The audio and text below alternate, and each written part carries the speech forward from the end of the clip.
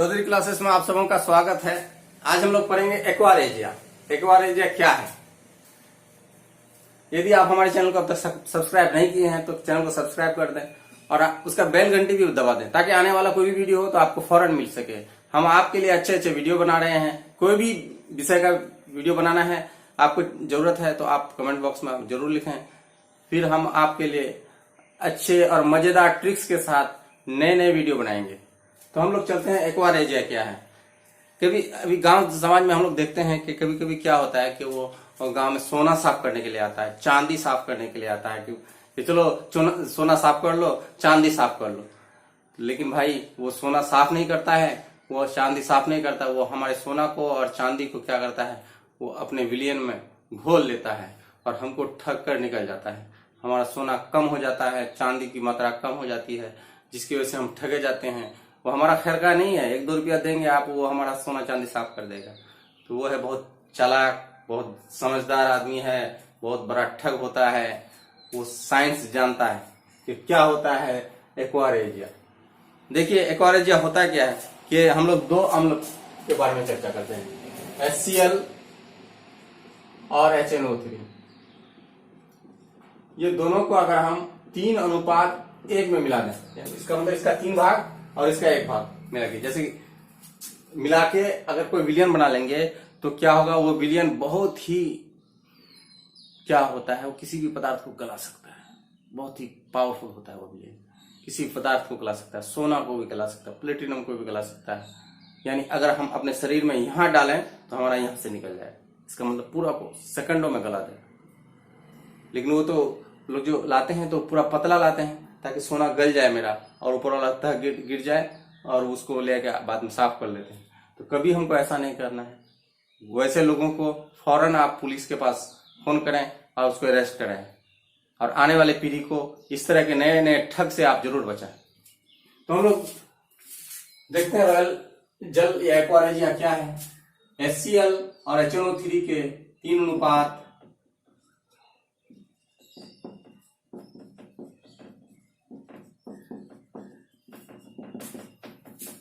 के ताजा मिश्रण को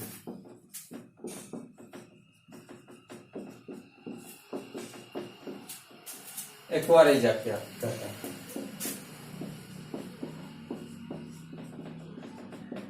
एक्वारेजिया कहते हैं HCl HNO3 के ताजा मिश्रण को एक्वारेजिया कहते हैं। यह प्रबल संक्षारक है, मतलब संचार करने वाला, मतलब क्षय करने वाला।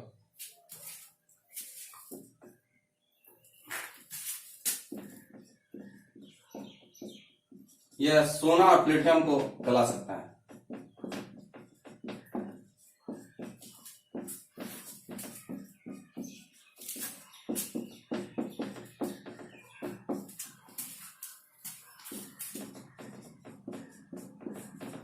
यह सोना और प्लेटिनम को गला सकता है।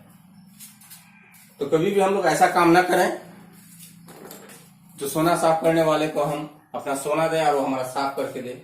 ऐसे लोगों से हम बचें। ऐसे लोगों से बचेंगे तो हमारा सोना, हमारा जेवरात सुरक्षित रहेगा। तो आप लोग इसका स्क्रीनशॉट ले लें, हम लोग आगे बढ़ेंगे।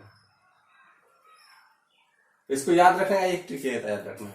ये HCl है, इसका एक इधर, HNO3 का एक इधर, यानी उल्टा रखना है। तो HCl की तरफ हमको 3 नहीं देना, 3 देना है और HNO3 की तरफ 1 देना है, यानी 3:1। HCl और HNO3 के 3:1 के ताजा मिश्रण को हम लोग क्या कहते हैं, रॉयल जल कहते हैं। हम लोग पिछले वीडियो में हम लोग पढ़ रहे थे धातु का अम्ल के साथ अभिक्रिया। धातु का अम्ल के साथ जब अभिक्रिया करते हैं तो उसमें जो है लवण बनाता है, हाइड्रोजन गैस मुक्त करता है। लेकिन कुछ धातु ऐसे हैं, कुछ अम्ल ऐसे हैं, जैसे HNO3 अम्ल है जो धातु से अभिक्रिया करके हाइड्रोजन गैस बनाता नहीं है, वो क्या बनाता है, जल बना देता है। HNO3 स्टार देखिए, किसी धातु के साथ अभिक्रिया कर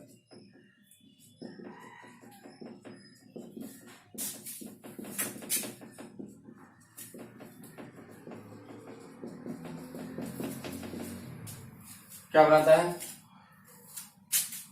हाइड्रोजन गैस मुक्त नहीं करता है।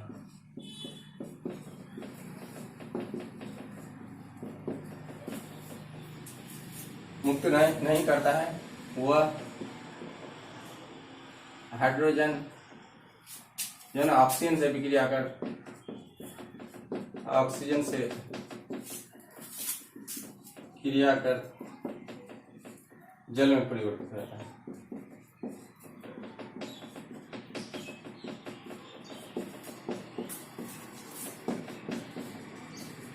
परंतु अब लिखिए यहाँ डबल स्टार्ट करें, मैग्नीशियम के साथ अभिक्रिया करेगा तो हाइड्रोजन ही देता है वो, HNO3। इसके अलावा इसमें ये क्या होता है, इस HNO3 जो है ना NO2 N2O NO में परिवर्तित हो जाता है।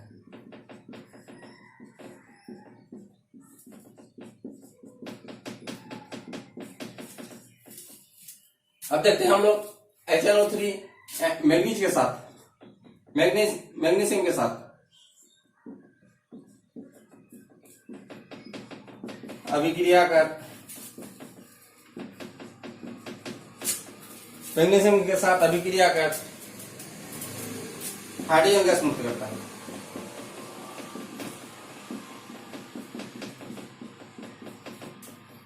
यानी magnesium plus HNO3 magnesium nitrate MgNO3 plus H2। उस तरह मैग्नीज मैग्नीज प्लस HNO3 क्या होता है, मैग्नीज नाइट्रेट।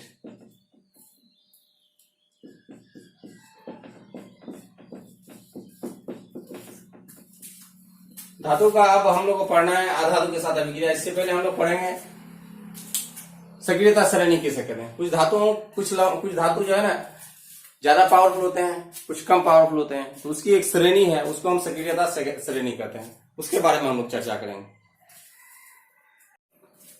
अब हम लोग को पढ़ना है सक्रियता श्रेणी। क्या है सक्रियता श्रेणी? देखिए हम लोग इंसान में भी क्या होता है, कोई ज्यादा ताकतवर होता है, कोई कम ताकतवर होता है। जब तो कोई ज्यादा ताकतवर होगा, कोई कम ताकतवर वाले पर तो लोभ दिखाता है, लेकिन कम ताकतवर वाला आदमी, कमजोर आदमी ताकतवर आदमी पर रौब नहीं दिखा सकता है। यानी उसको अगर वो जंग के मैदान में जाए तो उसको पछाड़ नहीं सकता है। तो वैसा ही मामला तत्वों में भी है, ऐसा मामला तत्वों में भी है। तो हम लोग देखते हैं कि वैसा मामला को क्या कहते हैं, वैसी बात को हम लोग क्या कहते हैं। वैसे गुण को धातुओं के उसकी क्रियाशीलता के आधार पर एक रासायनिक श्रेणी बनाई गई है, वैसे श्रेणी को हम सक्रियता श्रेणी कहते हैं। धातुओं की क्रियाशीलता के आधार पर एक श्रेणी बनाई गई है। धातुओं की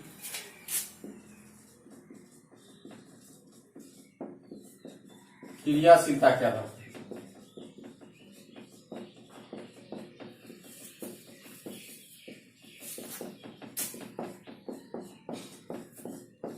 एक श्रेणी बनाई गई जिसमें ऊपर से नीचे आने पर क्रियाशीलता घटती है। ऊपर से नीचे आने पर क्रियाशीलता घटती है। ऐसे श्रेणी को हम क्या कहेंगे? सक्रियता श्रेणी कहते हैं। ऐसी श्रेणी को हम सक्रियता श्रेणी कहते हैं। अब देखिए सक्रियता श्रेणी में जैसे आप तत्व है, पोटेशियम ऊपर में है, पोटेशियम का sodium, magnesium, calcium, magnesium, aluminium, zinc, लोहा, लेड, हाइड्रोजन, कॉपर, एजी हो गया आपका मेरा पारा। उसके बाद एजी पारा, एजी हो गया चांदी, एजी हो गया सोना। तो इसको हमको ये ध्यान देना है कि ये आखिर क्यों है।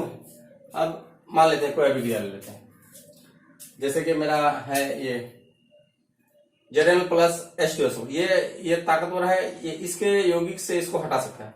जैसे Zn है प्लस H2SO4 है, तो ये हो जाएगा ZnSO4, यानी जिंक ताकतवर है, हाइड्रोजन को हटा देगा, हाइड्रोजन यहां से हटा देगा। अगर हम ऐसा ले लें, कॉपर अगर FeSO4 को कॉपर FeSO4 से विक्रिया करा देंगे, ये कम ताकतवर है, देखिए नीचे में है, ये अधिक ताकतवर है, इसको हटा ही नहीं सकता, ये अभिक्रिया हो ही नहीं सकता, ये विक्रिया हो नहीं सकता। मतलब नीचे का जो धातु है, ऊपर वाला धातु को उसके यौगिक से हटा नहीं सकता है, विस्थापित नहीं कर सकता है। इसी कारण ये एक श्रेणी बनाई गई है। अब कौन की ज्यादा पावर है, कौन ज्यादा कम पावर है, इसी वजह से एक श्रेणी बनाई गई है। ऐसी श्रेणी को हम लोग क्या कहते हैं, सक्रियता श्रेणी कहते हैं। उसी तरह हम लोग देखते हैं और एक दो उदाहरण ले लेते हैं। Fe प्लस CuSO4 का देख लेते हैं। Fe प्लस CuSO4, अब देखिए दिमाग लगाइए क्या होगा, Fe ऊपर है या नीचे है, देखते हैं। Fe हमारा यहाँ है, CuSO4 कहाँ है, यहाँ Cu है, तो इसका मतलब ये ज्यादा ताकतवर है, कम ताकतवर है, तो अभिक्रिया हो जाएगी, तो हो जाएगा क्या, FeSO4 प्लस Cu। अब देखिए कॉपर सल्फेट का रंग जो होता है नीला होता है, उसमें लोहे को डालेंगे तो वो आयरन सल्फेट बनेगा, उसका रंग हरा हो जाता है, उसका रंग हरा हो जाता है। अब हम लोग चलते हैं फिर Zn प्लस H2SO4 तो बना ही लिए।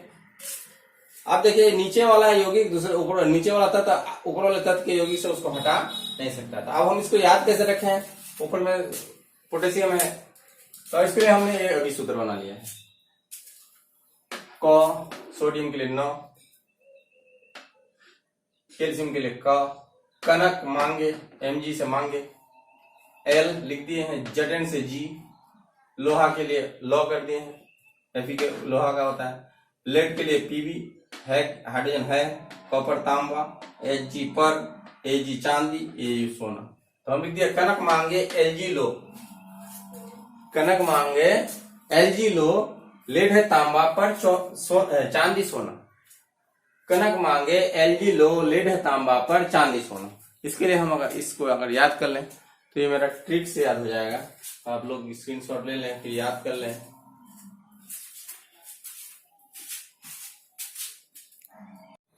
देखिए अब हमें पढ़ना है धातुएं और अधातुएं कैसे विक्रिया करती हैं। तो सबसे पहले हमें यह ध्यान देना जरूरी है कि कुछ धातुओं को देख लेते हैं कौन कौन धातु है जिसको हम लोग आम इस्तेमाल में काम आएगा, हमारे समझने में बहुत काम आएगा, जैसे sodium, magnesium, aluminium, potassium, calcium. कुछ अधातुएं हैं nitrogen, oxygen, fluorine, phosphorus, sulphur, chlorine. अब उसके ऊपर भी कुछ लिखा हुआ है, हीलियम, नियन, आर्गन। हीलियम, नियन, आर्गन, क्रिप्टन, जेनन, रेडन, ये सब क्या है, उत्कृष्ट गैस है। तो उत्कृष्ट गैस कौन होते हैं, तो देखिए इंसान हम लोग चाहते हैं कि हमारा कोई भी आदमी चाहता है कि हम अमीर बन जाए, पैसा वाला बन जाए, हमारे पास गाड़ी हो, बंगला हो, बड़े बड़े घर हो, जमीन हो, जायदाद हो। लेकिन प्रकृति ने, इंसान में तो सब्र नहीं है, लेकिन प्रकृति ने इन तत्वों को सब्र दे दिया है।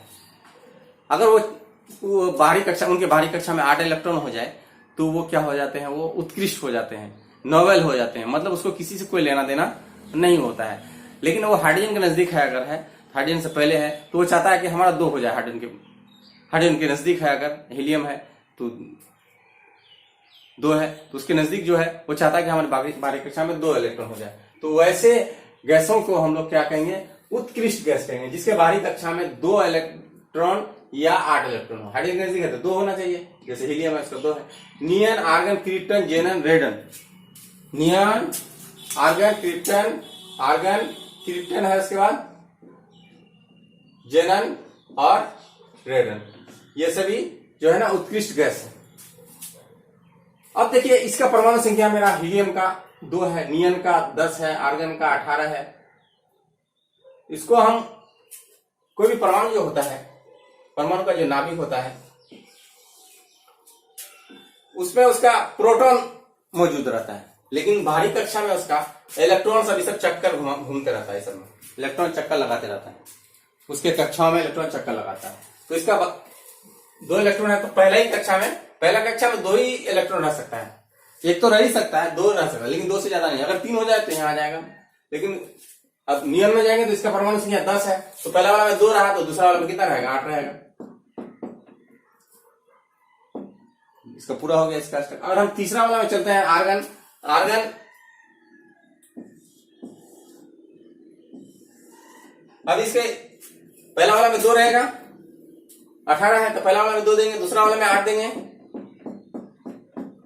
2 8 10 हो गया। अब बचा कितना, 18 में 8 बच गया, तो इस 12वीं कक्षा में आ गया। उसी तरह हम लोग जाएंगे सोडियम में। सोडियम का परमाणु संख्या मेरा 11 है, सोडियम का परमाणु संख्या 11 है, तो नाभिक हो गया मेरा, नाभिक में प्रोटॉन रहता है। 12वीं कक्षा में पहला कक्षा में 2 इलेक्ट्रॉन, दूसरा में 11 है टोटल, देखिए, तो दूसरा में बेधड़क हमको 8 दे देना है, 2 8 10 हो गया। अब एक इलेक्ट्रॉन बचा, अब तीसरा कक्षा में चले जाएगा। उसके बाद मैग्नीशियम, उसके बाद 12वीं कक्षा में 2 हो जाएगा, एल्यूमिनियम उसके 12वीं कक्षा में 3 हो जाएगा। पोटेशियम, अब देखिए पोटेशियम हो जाए 2 8 10 10 8 18, उसके बाद Re 19, कैल्शियम का Re 20 हो गया। यानी बाहरी कक्षा में जो इलेक्ट्रॉन रहते हैं इसके, वही उसके अभिक्रिया में भाग लेते हैं, ये ध्यान देना। बाहरी कक्षा में जो इलेक्ट्रॉन रहते हैं वही उसके अभिक्रिया में भाग लेते हैं। कोई भी चाहता है कि हमारा अष्टक पूरा हो जाए, यानी अष्टक मतलब समझते हैं ना कि बाहरी कक्षा मेरा 8 पूरा हो जाए, या तो देके या तो लेके, या तो देके या तो लेके। अब देखते हैं यहां पर हम ये देखते हैं नाइट्रोजन, नाइट्रोजन की बाहरी कक्षा में 7 है, परमाणु संख्या 7 है, इसको हम तोड़ते हैं। पहले कक्षा में 2 आएगा, दूसरा में 5 आएगा, ऑक्सीजन 2 आएगा 6 आएगा, फ्लोरीन 2 आएगा 7 आएगा, फास्फोरस 2 आएगा 8 10 10 5 15, सल्फर हो गया 2 8 10 10 6 16, क्लोरीन हो गया 2 8 7 2 8 10 10 7 17। अब देखिए इसको बाहरी कक्षा पूरा कराने के लिए 1 इलेक्ट्रॉन चाहिए और इसके पास 1 इलेक्ट्रॉन बेसी है, तो क्या ले सकता है ना, कह रहा है चलो हम लोग दोस्ती कर लेते हैं, सोडियम यहां से और यहां से क्लोरीन। कहता है तुम्हारे पास बाहरी कक्षा में 1 है, ये कहता क्लोरीन कहता है मेरे बाहरी कक्षा में 7 है, अरे हमको 1 दे दो, हम लोग दोस्ती कर लेते हैं, चलो दोस्ती करें। तो सोडियम का बाहरी कक्षा में 2 8 1 हो गया, ये हो गया क्लोरीन का 2 8 7। तो क्या करता है, यहां देखते हैं, सोडियम को यहां देते हैं हम, अब क्लोरीन को हम यहां दे रहे हैं। क्लोरीन का बाहरी कक्षा में कितना है 7, 2 2 4 2 6 और 1 7। इसका बाहरी कक्षा में कितना बचा है, एक ही है, उसको यहां दे दिया।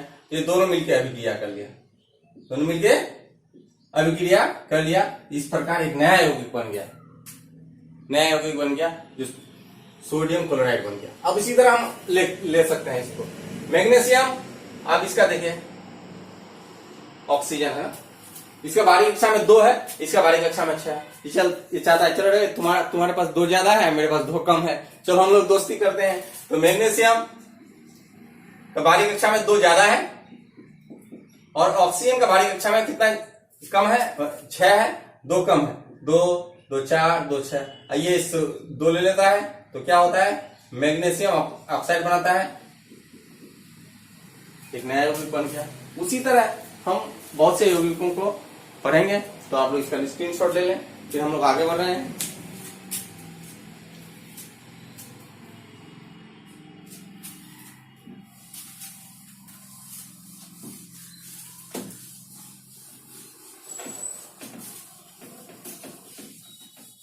अब देखते हैं, सबसे पहले हम लोग देखते हैं सोडियम क्लोराइड का बनना, सोडियम क्लोराइड का बनना, सोडियम क्लोराइड का बनना। सोडियम क्लोराइड का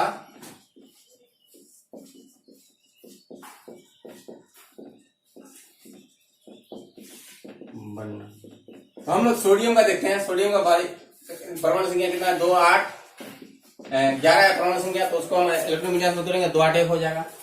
क्लोरीन का 2 8 7 होता है, देखे हम लोग, देखे अब पीछे से आप देखिए। तो अब क्या करेगा ये सोडियम क्या करेगा, इसका बाहरी कक्षा में 1 इलेक्ट्रॉन है, ये यहाँ लिख देते हैं। इसका बाहरी कक्षा में 7 है, 2 2 4 2 6 और 1 7, और ये यहाँ पर दे दिया, तो इसका पूरा हो गया, यानी आयन है। 1 इलेक्ट्रॉन दिया तो 1 प्लस लिखेंगे, ये 1 इलेक्ट्रॉन लिया तो 1 माइनस लिखेंगे, तो ये हो गया मेरा सोडियम क्लोराइड का बनना, ऐसा होगा।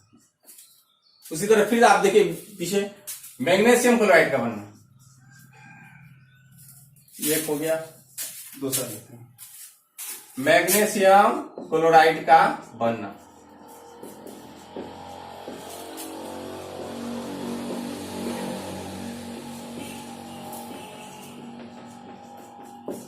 मैग्नीशियम देखिए 2 8 10 10 2 12, क्लोरीन का 2 8 7। अब देखिए यहाँ पर कैसे होगा, इसका बारीक कक्षा में 7 इसका, तो हम ये कर सकते हैं मैग्नीशियम का जो है ना क्लोरीन 2 ले लेते हैं, होगा एक इसका 2 इलेक्ट्रॉन जाता है, ये किसको दे देगा, इसको दे देता है 2 2 4 2 6 और 1 7, 2 2 4 2 6 और 1 7, तो एक इसको दे दिया और एक इसको दे दिया, तो क्या हो गया मैग्नीशियम 2 इलेक्ट्रॉन दे दिए प्लस में, क्लोरीन का 2 क्लोरीन ले लिए, तो इसी तरह हो गया मेरा मैग्नीशियम क्लोराइड का बंध। अब हम लोग चलते हैं आयनिक यौगिक किसे कहते हैं। अब देखिए यहां पर इलेक्ट्रॉन क्या होता है, एक दूसरे को दे देता है, इलेक्ट्रॉन एक दूसरे को दे देता है। जब इलेक्ट्रॉन एक दूसरे को देकर और कोई लेकर अभिक्रिया करता है तो वैसे अभिक्रिया को हम कहते हैं। अब हम लोग को पढ़ना है आयनिक यौगिक या वैद्युत संयोजक यौगिक। आयनिक यौगिक किसे कहते हैं या वैद्युत संयोजक यौगिक कहते हैं। जैसे हम लोग पीछे देखे सोडियम और क्लोरीन के बीच अभिक्रिया कराए तो सोडियम क्लोराइड बन गया। अभिक्रिया कैसे कराए, मैंने इलेक्ट्रॉन का स्थानांतरण करा दी तो उससे जो बना यौगिक मेरा वो वैद्युत संयोजक यौगिक बना। तो धातु से अधातु में इलेक्ट्रॉनों के स्थानांतरण से बने यौगिक को हम क्या कर सकते हैं, वैद्युत संयोजक यौगिक कहते हैं। धातु से अधातु, एक धातु होगा और एक अधातु होगा, इलेक्ट्रॉन का स्थानांतरण होगा, एक इलेक्ट्रॉन दूसरे को देगा, तो ऐसे यौगिक को हम वैद्युत संयोजक यौगिक कहते हैं। वैसे बंधन को हम वैद्युत संयोजक बंधन भी कहते हैं, इसमें कोई बात नहीं। अब देखिए आयनिक यौगिकों के गलनांक और क्वथनांक के बारे में थोड़ा हम चर्चा करते हैं। आयनिक यौगिकों के गलनांक कैसे होते हैं, कैसा होता है, क्वथनांक कैसा होता है। सबसे पहले हमें ध्यान देना है, जैसे नमक है हमारा एक आयनिक, सबसे पहला अच्छा उदाहरण है मेरा नमक है, ये चूना है। तो नमक को अब गर्म करें, पिघलता है, चीनी को गर्म करें तो पिघल जाता है, तो नमक को गर्म करेंगे तो पिघलेगा नहीं जल्दी। तो नमक कितना में जाके पिघलता है, गलता है 1074 केल्विन। अगर इसे 273 घटा देंगे तो मेरा टेम्परेचर मैंने डिग्री सेल्सियस में निकल जाएगा, केल्विन में है, केल्विन 273 ज्यादा होता है। तो 1074 केल्विन ताप पर ये गलता है और उबलता है कितना में, 1686 केल्विन ताप पर उबलता है। इसका मतलब इस लिथियम क्लोराइड इसका 887 में गलता है, गलनांक है उसका, क्वथनांक 1600 है। कैल्शियम क्लोराइड 1045 में इसका गलनांक है, 1900 में इसका क्वथनांक है। कैल्शियम ऑक्साइड 2850 में गलनांक है, 3120 में क्वथनांक है। मैग्नीशियम क्लोराइड 981 गलनांक है, 1685 क्वथनांक है। तो अब जरा हम लोग चर्चा करते हैं, जैसे कि एक नमक ही ले लेते हैं। नमक लेते हैं, नमक का सूत्र है मेरा NaCl। एक यौगिक से तो इसका पूरा खानदान का पता चल जाएगा हमको कि इसका खानदान का क्या बीमारी है, यानी क्या अच्छाई है। तो एक यौगिक लेते हैं, सबसे पहले ये देते हैं, पहला देखते हैं हम लोग इसके यौगिकों के क्या क्या गुण हो सकते हैं। इनके द्रव्यनांक और क्वथनांक उच्च होते हैं, इनके द्रव्यनांक और क्वथनांक उच्च होते हैं, पता चल गया, द्रव्यनांक क्वथनांक उच्च होते हैं। नंबर 2, ये जल में घुलते हैं, जल में घुलते हैं, पता चला, हम तो जानते ही हैं। नंबर 3, इसके जलीय घोल में विद्युत धारा प्रवाहित होती है, इसके जलीय घोल में या जलीय घोल विद्युत के सुचालक होते हैं। अच्छा, कभी आपने नमक को केरोसिन तेल में डुबाया है? नहीं डुबाया तो आज डुबा के देखेंगे गलता है कि नहीं। यानी ये कार्बनिक विलायकों में अविलय होते हैं, कार्बनिक विलायकों में ये क्या होते हैं, अविलय होते हैं, कार्बनिक विलायकों में अविलय होते हैं। ये 4 गुण उसके मुख्य याद है। इसके द्रव्यनांक क्वथनांक उच्च होते हैं। इसको अगर हम क्यों उच्च होते हैं, उनके 2 परमाणु के बीच जो है ना आयनिक बंधन जो है ना मजबूत आकर्षण बल के कारण जुड़ा रहता है, इसी कारण इसके द्रव्यनांक क्वथनांक उच्च होते हैं। वो आगे हम चलते हैं। अब हम लोग को आयनिक यौगिकों के गुणधर्म पढ़ना है और इन टॉपिक पे पढ़ना है। इनकी भौतिक प्रकृति कैसी होती है, इनकी भौतिक प्रकृति कैसी होती है, इनकी ठोस होती है और थोड़ी मजबूत होती है, और तोड़ेंगे तो टूट जाते हैं। इनकी भौतिक प्रकृति ये सामान्यतः ठोस होते हैं,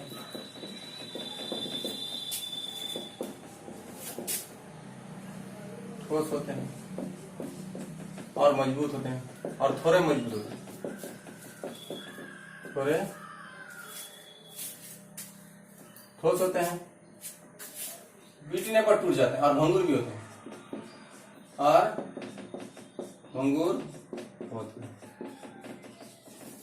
भंगुर भी होते हैं। पीटेंगे तो क्या हो जाएगा, टूट जाएगा।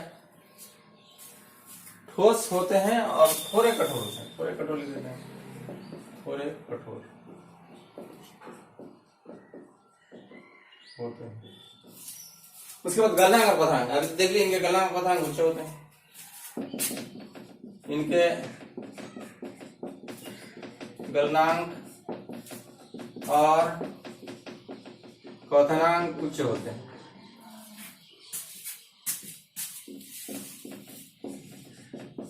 इनके गलनांक और क्वथनांक उच्च होते हैं,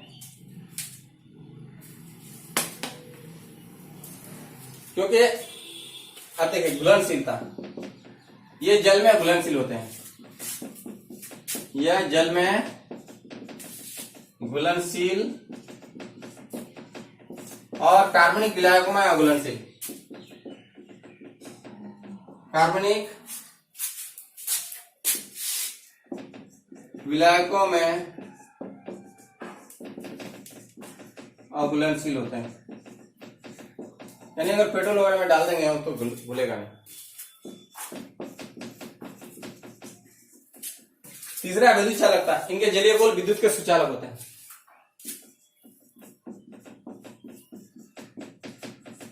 इनके जलीय घोल विद्युत के सुचालक होते हैं। अक्सर पूछता है आयनिक यौगिकों के जलीय घोल विद्युत के सुचालक होते हैं या कुचालक होते हैं, तो हम क्या याद रखना है, सुचालक होते हैं। आयनिक यौगिकों के जलीय घोल विद्युत के सुचालक होते हैं। अब हम लोग को पढ़ना है अधातुओं के गुण। धातुओं के गुणों की चर्चा हम लोग कर लिए, अब हम लोग अधातु के गुणों की चर्चा करेंगे, अधातु की पहचान कैसे होती है। हाँ, सबसे पहले हम लोग देते हैं अधातुएं ना तो आघातवर्ध होती है ना तन्न होती है। आघातवर्ध होती है ना तन्न होती है, वो भंगुर होते हैं। अधातुएं ना तो आघातवर्ध होते हैं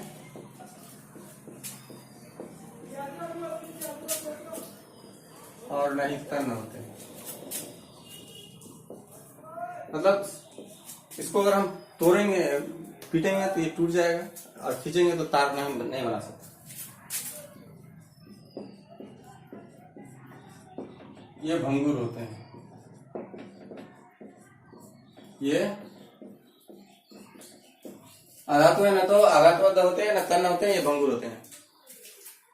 नंबर 2, धातु, जितने भी धातु हैं वो विद्युत ऊष्मा का सुचालक होते हैं, लेकिन अधातु में विद्युत ऊष्मा का कुचालक होते हैं। लेकिन ग्रेफाइट को छोड़ के, ग्रेफाइट एक अधातु है जो पेंसिल में लगता है, तो वो क्या होता है, अधातु है, फिर भी वो क्या विद्युत का चालन करता है। अधातु में विद्युत और ऊष्मा का चालन नहीं करते हैं।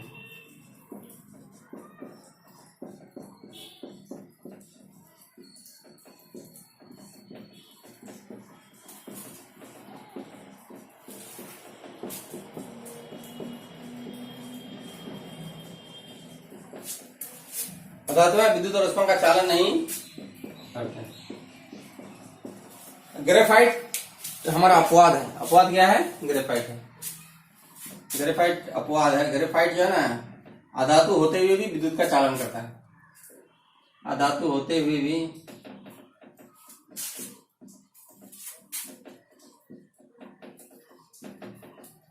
विद्युत का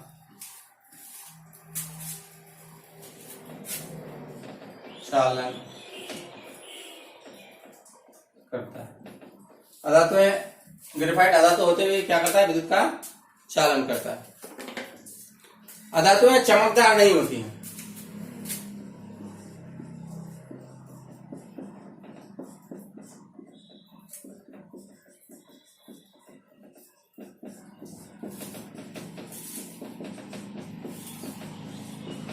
वे धूसर होते हैं। धूसर मतलब मटमैला रंग, खुला नहीं। धातुओं के रंग भी होते हैं, जैसे फास्फोरस लाल होता है, पीला फास्फोरस होता है, और कुछ रंगीन होते हैं जैसे ऑक्सीजन हो गया, हाइड्रोजन है, ये सब रंगीन है, ये सब का कोई रंग नहीं होता है। लेकिन अधातु में एक आयोडीन अधातु है जो चमकदार होता है। अधातु में आयोडीन चमकदार होता है।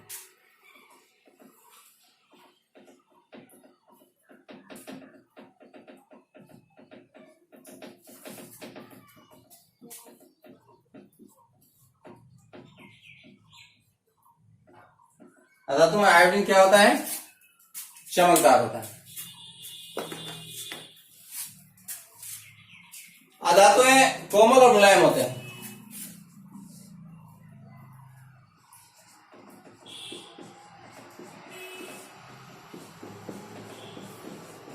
कोमल और मुलायम होता है। लेकिन हीरा जो है ना, अधातु है, फिर भी बहुत कठोर होता है। हीरा अधातु होते हुए भी कठोर है। हीरा कार्बन का अपर रूप है, हीरा अधातु होते हुए कठोर है।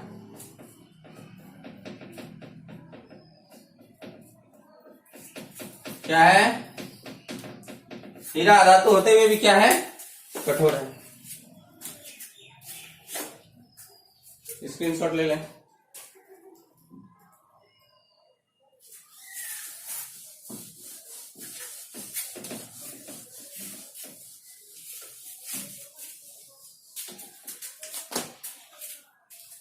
अधातु या कमरे के ताप पर ठोस या द्रव या गैस होते हैं।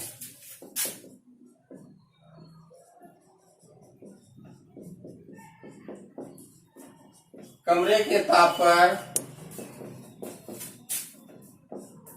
ठोस या द्रव या गैस कुछ भी हो सकता है।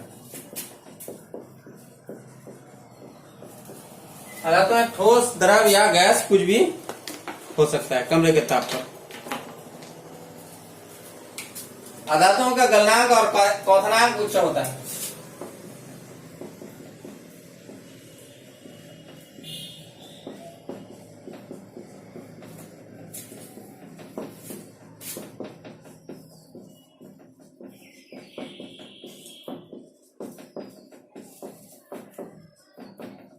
अधातुओं का गलनांक और क्वथनांक उच्च होता है। लेकिन सल्फर का इसमें देख लेते हैं। सल्फर का गलनांक 115 है। सल्फर का गलनांक 115 डिग्री सेल्सियस। लेकिन हीरा का गलनांक 3500 डिग्री सेल्सियस। हीरा अधातु है, फिर भी उसका गलनांक अपवाद में आता है।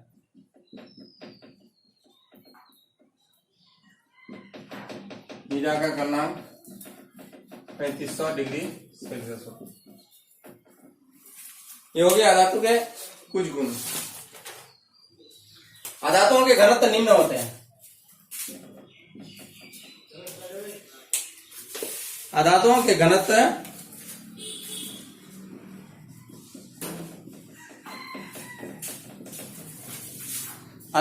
घनत्व निम्न होते हैं।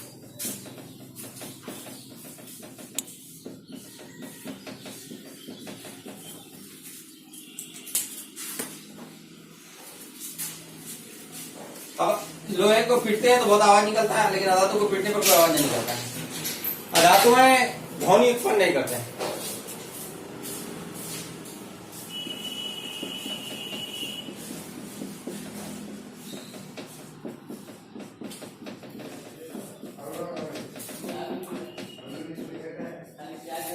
अधातु में ध्वनि उत्पन्न नहीं करते हैं। अब हम लोग देखेंगे अधातुओं के रासायनिक गुण। अधातुओं के रासायनिक गुण। अधातुओं के रासायनिक गुण में सबसे पहले हम लोग देखते हैं ऑक्सीजन से अभिक्रिया। ऑक्सीजन से अभिक्रिया। धातुएं जो है ना, पढ़े थे हम लोग, धातु ऑक्सीजन से अभिक्रिया धातु के ऑक्साइड बनाते हैं जो कि क्षारीय प्रकृति का होते हैं। लेकिन हम लोग जब अधातु में जाएंगे तो अधातु भी ऑक्सीजन से विक्रिया करता है और अधातु ऑक्साइड बनाता है, लेकिन इसका जलीय घोल जो होता है ये अम्लीय होता है। उसमें क्षारीय होता था, क्षार बनता था, इसका जलीय घोल अम्लीय होता है। अधातु में ऑक्सीजन से विक्रिया कर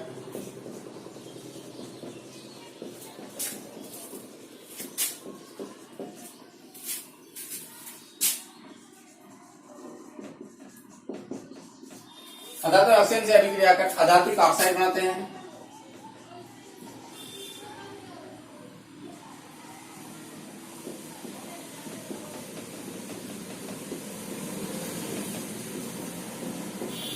जो जल में घुलकर अम्ल बनाते हैं, जो जल में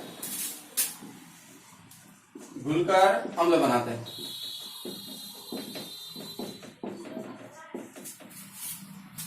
जैसे C+O2, CO2, ये CO2 का हम जल से विक्रिया कराएंगे H2CO3 बनेगा, ये कार्बनिक अम्ल बन जाता है। उसी तरह मेरा है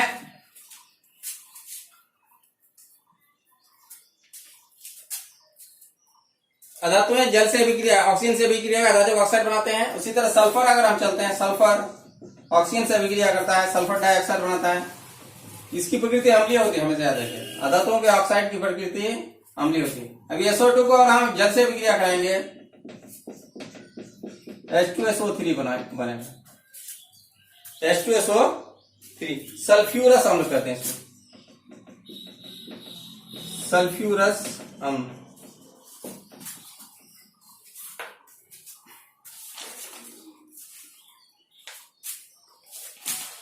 ये अम्ल बनाते हैं। लेकिन कुछ अधातु ऐसे हैं जिनके ऑक्साइड ना अम्लीय होते हैं ना क्षारीय होते हैं। जैसे कुछ अधातुओं के ऑक्साइड अम्लीय और क्षारीय कुछ नहीं होते हैं। अधातुओं के ऑक्साइड न तो अम्लीय होते हैं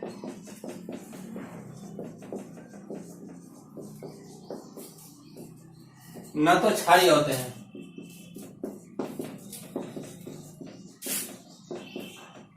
ये उदासीन होते हैं, ये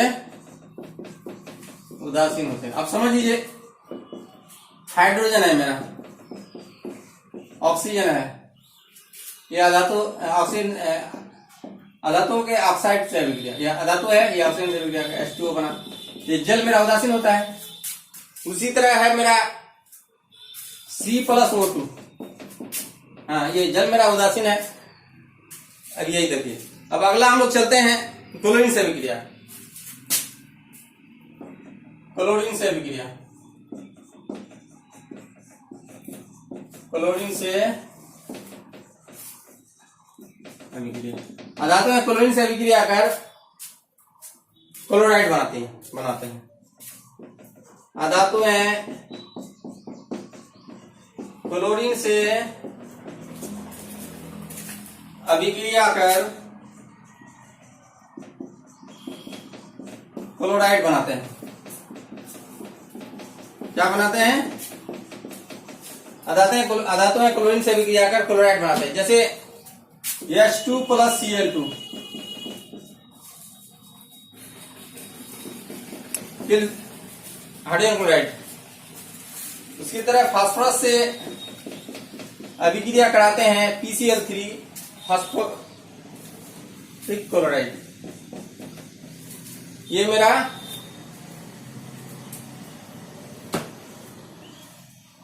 अब हम लोग चलेंगे, ये हमारे अधातुओं की अभिक्रिया हो गया, अधातुओं के रासायनिक गुण हो गया।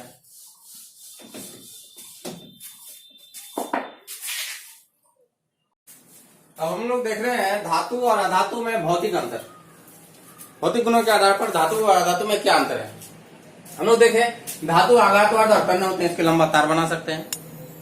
हाँ, इसको पीट कर हम लोग चादर बना सकते हैं, या मतलब टीना जैसा हम लोग छत पे लगाते हैं। अधातु में भंगुर होती है, ना तो आघातवाद होती है ना तन्य होती है।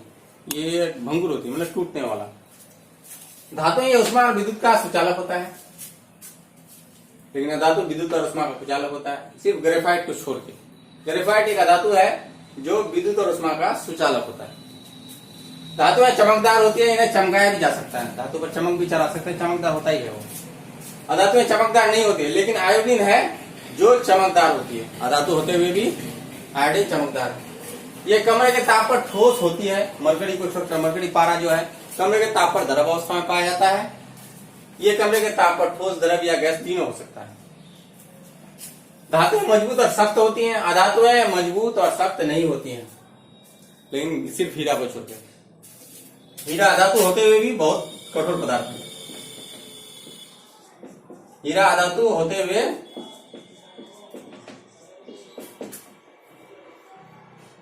कठोर पदार्थ है। ये हो गए हमारे धातु और अधातु के भौतिक गुणों में अंतर। अब हम लोग धातु और अधातु के रासायनिक गुणों के आधार पर अंतर देखेंगे। इनके रासायनिक गुणों पर क्या क्या अंतर है, उनके भौतिक गुणों पर अंतर तो हम लोग देख लिए। और रासायनिक गुणों में हम लोग देखते हैं कि धातु जो है ये क्षारीय ऑक्साइड बनाते हैं, ऑक्सीजन से विक्रिया करके क्षारीय ऑक्साइड बनाते हैं, और ये अम्लीय ऑक्साइड बनाते हैं या उदासीन ऑक्साइड बनाते हैं। थोड़ी देर पहले पढ़े, यानी ऑक्सीजन से विक्रिया करके जो ऑक्साइड बनाते हैं ये क्षारीय होता है धातु का, लेकिन इनका अम्लीय होता है, ये अम्ल बन जाता है। अब हम लोग देख रहे हैं धातु और अधातु में रासायनिक गुणों के आधार पर क्या क्या अंतर हो सकता है। भौतिक गुणों के आधार पर अंतर देख लिए, रासायनिक गुणों के आधार पर हम लोग अंतर देखेंगे। देखते हैं, धातुएं ऑक्सीजन से विक्रिया करते हैं तो क्षारीय ऑक्साइड बनाते हैं। ऑक्साइड तो बनाते हैं, लेकिन उसका प्रकृति क्षारीय होता है। लेकिन अधातुओं का जो ऑक्साइड होता है अम्लीय होता है या उदासीन होता है। धातुएं जल से विक्रिया करके या भाप से भी विक्रिया करती है, कभी कभी हाइड्रोजन गैस विस्तारित करती है, लेकिन ये जल से विक्रिया ही नहीं करता। अधातु जल से विक्रिया नहीं करता। ये तनु अम्ल से हाइड्रोजन विस्थापित करता है। तनु अम्ल से विक्रिया करेगा तो हाइड्रोजन विस्थापित करेगा, लेकिन ये तनु अम्ल से विक्रिया नहीं करता। ये क्लोराइड के साथ विक्रिया करके आयनिक क्लोराइड बनाता है, और ये सस्यक क्लोराइड बनाता है। अक्सर ये सवाल पूछता है ऑब्जेक्टिव में, आयनिक क्लोराइड कौन बनाता है, धातु या अधातु? हमें याद रखना है, आयनिक क्लोराइड धातु बनाता है, सस्यक क्लोराइड अधातु बनाता है।